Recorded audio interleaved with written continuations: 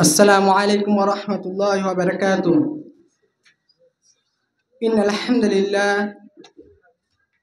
नहमदुहु व नसल्ली अला रसूलिल करीम अम्मा बाद। फ़अऊज़ु बिल्लाहि मिनश शैतानिर रजीम। बिस्मिल्लाहिर रहमानिर रहीम। सुब्हानल्लज़ी अस्रा बिअब्दिही लैलन मिनल मस्जिदिल हराम इलल मस्जिदिल अक़सा अल्लज़ी बाराकना हौलहू। उपस्थित सम्मानित आजकेर এই সভার সভাপতি সাহেব ও আমার সামনে বসে থাকা বিচারক মণ্ডলী ও আমার শ্রদ্ধেয় শিক্ষক মহাশয় ও আমার সামনে বসে ছোট বড় তালিবিন ভাই সকল, আজ এই সালানা আঞ্জুমানে যে বিষয়টি নিয়ে দণ্ডায়মান হয়েছি সেটি হলো সিরিয়ার বর্তমান প্রেক্ষাপট আমাদের করণীয়। সম্মানীয় উপস্থিতি, সর্বপ্রথম জানব সিরিয়ার অবস্থান। সিরিয়া হলো প্রাচীনকাল থেকে মুলকে শামের অন্তর্ভুক্ত। অতএব মুলকে শামকে নিয়ে আলোচনা করা মানে সিরিয়াকে নিয়ে আলোচনা করা। মুলকে শামের ভূখণ্ড নবী ও রসুলদের জন্ম মৃত্যুর ভূখণ্ড। কুরআন হাদিসের বিভিন্ন জায়গায় এর পবিত্রতা বর্ণনা রয়েছে। ইতিহাসের পাতায় অগন্তি এই ঘটনাপ্রবাহ এর সঙ্গে জড়িত এবং এই মুলকে শামের বহু বরকতের কথা কুরআন হাদিসের উল্লেখিত রয়েছে। যদি আমরা কুরআনের দৃষ্টিতে দেখি তাহলে দেখতে পাবো যে আল্লাহ সুবহানাহু ওয়া তাআলা কুরআন মাজিদে সূরা বানী ইসরাঈলের 1 নম্বর আয়াতে বলেছেন, সুবহানাল্লাযী আসরা বিআবদিহি লাইলাম মিনাল মাসজিদিল হারাম ইলাল মাসজিদিল আকসা আল্লাযী বারাকনা হাওলাহু। পবিত্র মহিমায় যিনি তার বান্দাদেরকে রাতারাতি ভ্রমণ করেছেন মসজিদুল হারাম হতে মসজিদুল আকসা এবং তার আশেপাশে করেছে বরকতময়। সম্মানের শ্রোতা মণ্ডলী, এবার যদি আমরা হাদিসের দৃষ্টিতে দেখি তাহলে দেখতে পাবো যে নবী করিম সাল্লাল্লাহু আলাইহি ওয়াসাল্লাম নিজে এই শাম দেশের জন্য বরকতের দোয়া করেছেন। সহিহ বুখারী 1037 নম্বর হাদিসের মধ্যে বলেন, আল্লাহুম্মা ফি বারিক লানা ফি শামিনা ওয়া ফি ইয়ামানিনা। হে আল্লাহ, আপনি আমাদের এই শাম ও ইয়ামানে বরকত দান করুন। দুই ধরনের বরকত নিহত রয়েছে। নাম্বার 1, বাহ্যিক বরকত। সিরিয়ার বর্তমান জনপদগুলি কাছাকাছি ও দৃশ্যমান। এর কাছাকাছি রয়েছে নদ নদী, যার ফলে মানুষের ব্যবসার অন্যতম জায়গা হচ্ছে এই সিরিয়া। এরপরে আল্লাহ তাআলা সুবহানাহু ওয়া তাআলা কুরআন মাজিদে কুরাইশের 1 থেকে 2 নম্বর আয়াতের মধ্যে বলেছেন, লিইলাফি কুরাইশ ইলাফিহিম রিহলাতাস সিতাই ওয়াস সাইফ। এই দুটি আয়াত থেকে কুরাইশদের গ্রীষ্ম ও শীতকালে সফর কথা বলা হয়েছে। কুরাইশরা শীতকালে এখানে সফর করতো এবং গ্রীষ্মকালে ব্যবসা করতো, কেননা এখানে ব্যবসার বরকত রয়েছে। এবার আমরা জানবো আভ্যন্তরীণ বরকত। অধিকাংশ নবী ও রসুলদের বসবাস রয়েছে। এটা হচ্ছে সেই ভূখণ্ড যেখানে ঈসা আলাইহিস সালামের আগমন ঘটবে। এটাই হচ্ছে সেই ভূখণ্ড যেখানে দাজ্জালের অবসান ঘটবে।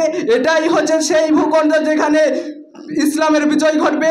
এটাই হচ্ছে সেই ভূখণ্ড সর্বোপরি কিয়ামতের পর সকলকে একত্রিত করা হবে, আর এটিকে মাহশার বলা হয়।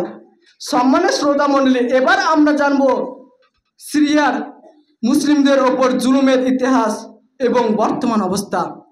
সম্মানীয় শ্রোতা মণ্ডলী, হাফেজ আল আসাদ 1971 থেকে 2000 সাল পর্যন্ত এই সিরিয়া মাটিতে রাজত্ব করেছে এবং তার মৃত্যুর পর তার ছেলে বাশার আল আসাদ 2000 থেকে 2024 পর্যন্ত এই সিরিয়া মাটিতে রাজত্ব করেছে।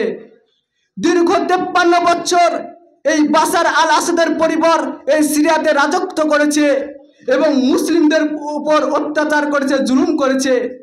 যেমনটা আমাদের ইন্ডিয়াতে ইংরেজেরা মুসলিমদের উপর অত্যাচার করেছিল, তার চেয়ে বেশি এই বাশার আল আসাদ মুসলিমদের উপর জুলুম করেছে। যেমনটা ফেরাউন মুসলিমদের উপর অত্যাচার করেছিল, সেই রূপভাবে এই বাশার আল আসাদ মুসলিমদের উপর অত্যাচার করেছে। সে নারীদের প্রতি জুলুম করেছে, শিশুদের প্রতি জুলুম করেছে, বৃদ্ধাদের প্রতি জুলুম করেছে, আলেমদের প্রতি জুলুম করেছে, মাসের প্রতি জুলুম করেছে, মসজিদের প্রতি জুলুম করেছে। সম্মানের শ্রোতা মণ্ডলী, এই বাশার আল আসাদের একটি জেলখানা ছিল। সেই জেলখানে সুন্নি মুসলিমদেরকে বন্দী করে রাখত এবং তাদের প্রতি জুলুম করা হতো, তাদেরকে কারেন্টের চাবুক দিয়ে মারা হতো, তাদেরকে কারেন্টের শট দিয়ে মেরে ফেলা হতো।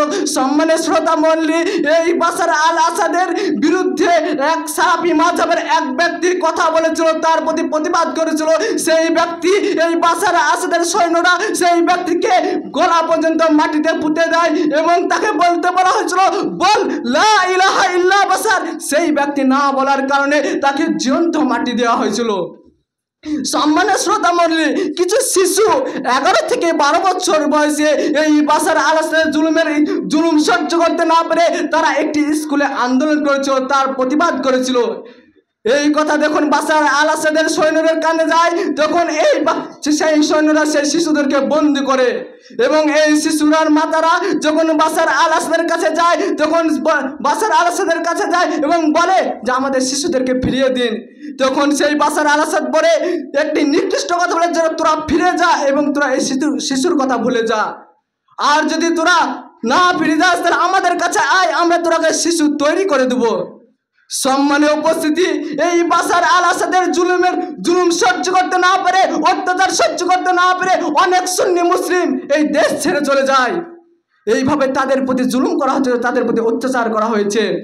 সম্মানের শ্রোতা মণ্ডলী, এবার আমরা যখন বর্তমান অবস্থা বাশার আল আসাদ দীর্ঘ 24 বছর এই সিরিয়াতে রাজত্ব করার পর তার পতন ঘটে। সুন্নি সৈন্যরা 5ই ডিসেম্বর বাসের রাজধানী দামেস্ক দখল করে ফেলে এবং তার 2 দিন পর রবিবার বাশার আল আসাদ নিজস্ব প্ল্যানে করে এই দেশ ছেড়ে চলে যায়। আলহামদুলিল্লাহ 8ই ডিসেম্বর পুরোপুরি এই সিরিয়া মুক্ত হয় এবং তাদের বিজয় হয় এবং বর্তমান যে শাসক আছে আবু মোহাম্মদ আল জুলানি, সেই ব্যক্তি পুরো চেষ্টা করছে এই দেশকে সুস্থভাবে চালানোর এবং পুরো চেষ্টা করছে তারা দেশ ছেড়ে চলে গেছে তাকে দেশে ফিরে নিয়ে আসা। সম্মানের শ্রোতা মণ্ডলী, এই আবু মোহাম্মদ আল জুলানি এবং সিরিয়ার বাসিন্দারা পুরো চেষ্টা করছে যে বাশার আল আসাদের সংবিধান যারা শাসন করতো, যে সেই সংবিধানকে পুরো মুছে দিতে ফেলেছে, তারা মুছে দিতে চেষ্টা করছে এবং নতুনভাবে এই সিরিয়াকে ইসলামিক রাষ্ট্র পরিণত করতে চাইছে। এবার আমরা জানবো আমাদের করণীয়। সম্মানের শ্রোতা মণ্ডলী, সর্বপ্রথম জানবো ফেক নিউজ থেকে সতর্কতা। এই সিরিয়ার দাঙ্গা ফাসাদ থেকে শুরু করে বিজয় পর্যন্ত যা কিছু হয়েছে আমরা জেনেছি এই নিউজের মাধ্যমে। অতএব আমরা যে চ্যানেলে খবর দেখবো, যে খবর পেপার থেকে খবর গ্রহণ করব, সেটাকে যাচাই বাছাই করে নেব। কেন রাসূল সাল্লাল্লাহু আলাইহি ওয়াসাল্লাম বলেছেন, কাফা বিল মারি কাদিবান আই ইউহাদ্দিসা বিকুল্লি মা সামিয়া। আমাদেরকে সঠিক খবরটি জানতে হবে, আমরা সঠিক খবর না জানলে আমরা বিভ্রান্তে পড়ে যাব। সম্মানের শ্রোতা মণ্ডলী, সমস্ত ধর্মের মিডিয়া ভাইদের আমার তরফ থেকে একটি বার্তা, যে তারা এমন কোনো খবর, এমন কোনো তথ্য মানুষের মাঝে পৌঁছাবে না যাতে মানুষ কোনো জাতি বিভ্রান্তে পড়ে যায়। সম্মানের শ্রোতা মণ্ডলী, 2 নম্বর করণীয় হবে দোয়া। দীর্ঘদিন ধরে যুদ্ধের পর যে বাশার আসাদের বিজয় ঘটেছে, সেই বিজয় যেন তাদের অটুট থাকে এবং তাদের ওপর কেউ লাঞ্ছিত, অপমানিত, ঘৃণিত অবস্থায় কেউ তাকাতে না পারে, তাদের ওপর কেউ যেন ছুরি ঘোরাতে না পারে। এবং এই সিরিয়ার বাসিন্দার সহ সারা পৃথিবীর মুসলিমদের জন্য আমাদেরকে দোয়া করতে হবে। 3 নম্বর করণীয় হবে যে দান। আমাদের কাছে যদি কোনো অনলাইনে কিংবা অফলাইনে দ্বারা সুযোগ সুবিধা আসে, তাহলে আমাদের করণীয় হবে যে সেই সিরিয়া বাসিন্দাদেরকে সাহায্য করা এবং দানের হাত বাড়িয়ে দেওয়া। 4 নম্বর করণীয়, কোনো রাষ্ট্রীয় ব্যতীত অথবা কোরআন হাদিস দৃষ্টি ব্যতীত কারোর কথাতে আমাদেরকে জেহাদ করা যাবে না, জেহাদে নামা যাবে না। সম্মানে উপস্থিত, জেহাদ তো দূরের কথা, কোনো পরামর্শ দেওয়া যাবে না।